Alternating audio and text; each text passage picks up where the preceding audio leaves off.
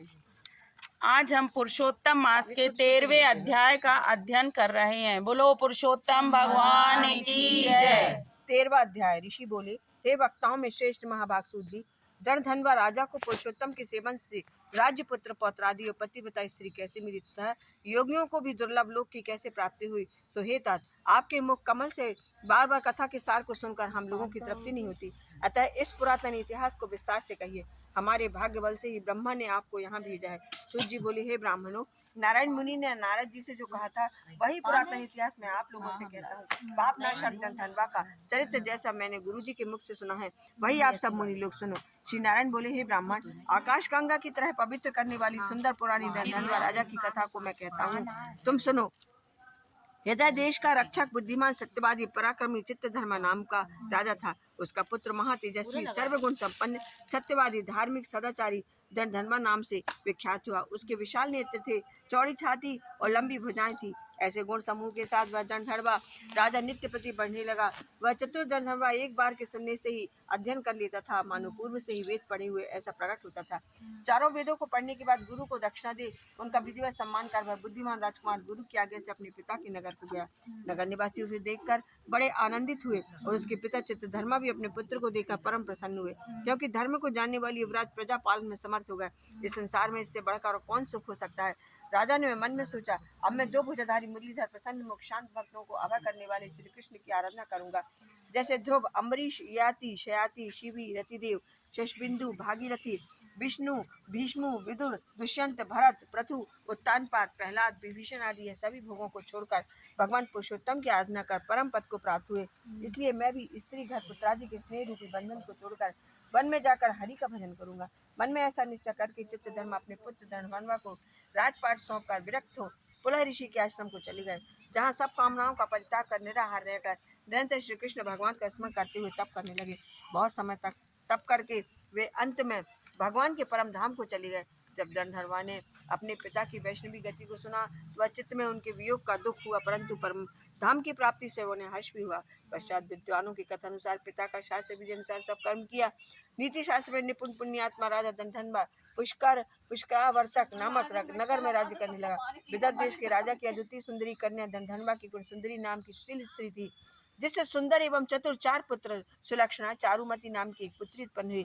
ये सब पुत्र शूरवीर थे, जिनके नाम चित्रवाक, चित्रवाह, मणिमान, चित्रकुंडल थे, जो अपने अलग अलग नामों से प्रसिद्ध हुए। धनधनवा राजा भी अपने गुणों से प्रसिद्ध हुए। वह शांत, दंड प्रतिज्ञ, रूपवान, गुणवान, शूर, श्रीमान, स्वभाव से सुंदर, अंग सहित वेदों को जानने वाले, सभा में प्रिय बोलने वाले, धनुर्विद्या में निपुण, काम, क्रोध, लोभ, मोह, मद, मत्स्य रूपी 6 शत्रुओं को जीतने वाले, क्षमा में पृथ्वी की तरह, गंभीरता में सागर के समान, समता में ब्रह्मा की भांति, कृपा करने वाले में महादेव के समान, एक स्त्री में धारण करने वालों में दूसरे नाम राम के नाम समान, महापराक्रमी, श्रेष्ठ धर्ममान, मानो दूसरे ऐश्य वश्य कीर्तिवीर समान थे। श्री नारायण बोले, एक दिन उस राजा को सोते समय रात्रि में चिंता हुई, यह महान वैभव किस पुण्य के कारण हुआ है। न मैंने कोई तप किया, न दान किया, न कभी यज्ञ किया, इस अपने सौभाग्य का कारण किससे पूछूं। ऐसा सोचते विचार से सारी रात बीत गई। प्रातः ब्रह्म मुहूर्त में उठकर यथावि स्नान कर सूर्य को अर्घ्य दे आदि दे देवालय में देव पूजन करके ब्राह्मणों को दान कर देकर उन्हें नमस्कार कर घोड़े पर चढ़कर तत्काल शिकार खेलने वन को चला गया। वहाँ बहुत से मृग, सुअर, सिंह, नील गाय आदि का शिकार किया। वन में राजा धनधनवा के बाण से घायल होकर एक मृग के एक वंश में से भागता हुआ दूसरे वन को चला गया। तब राजा भी बाण ताने हुए उसके रक्त गिरे हुए मार्ग से उसके पीछे पीछे गया, किंतु मृग के कहीं छिप जाने से राजा उस वन में भटकता रहा। तब प्यास से व्याकुल होकर उसने एक सुंदर सरोवर को देखा। राजा ने वहां जाकर पानी पिया। उसके किनारे पर एक घनघोर छायादार वट वृक्ष की जटा से अपने घोड़े को बांधकर स्वयं भी वहीं बैठ गया। उस समय वहां एक तोता अत्यंत शोभायमान मनुष्यों की सी बोली बोलता हुआ आया और राजा धनधनवा को अकेला बैठा हुआ समझ वह भिन्न श्लोक को बार बार पढ़ने लगा। विद्यमानातुल सुख सालोक्यम तीतम भूतले न चिंत्यसी तत्वम तम वकत्यम परमेश्वरी। राजन, तुम इस भूतल पर विद्यमान अतुल सुख को देखकर तत्व आत्मा के संबंध में विचार नहीं कर रहे हो तो कैसे भावसागर से पार होगे। बार बार इस पद को सुनकर राजा आनंद को प्राप्त हुए और मोहग्रस्त भी हुए।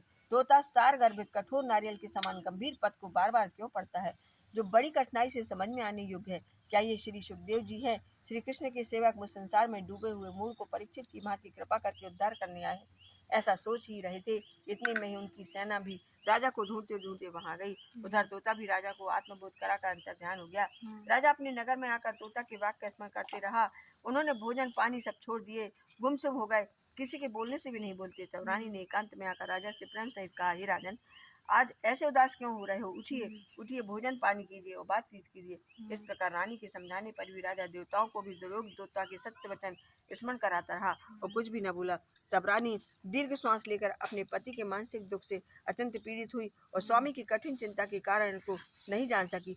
ऐसी चिंता में राजा को बहुत समय व्यतीत हो गया, किंतु संदेह दूर करने का कोई उपाय दिखाई नहीं दिया। नारद जी बोले, हे मुनि, ऐसी चिंता करते हुए राजा धनधनवा का क्या हुआ, सो कहिए, क्योंकि विष्णु भगवान के पवित्र चरित्र को थोड़ा सा भी सुनने से पाप नाश हो जाता है। बोलो पुरुषोत्तम भगवान की जय।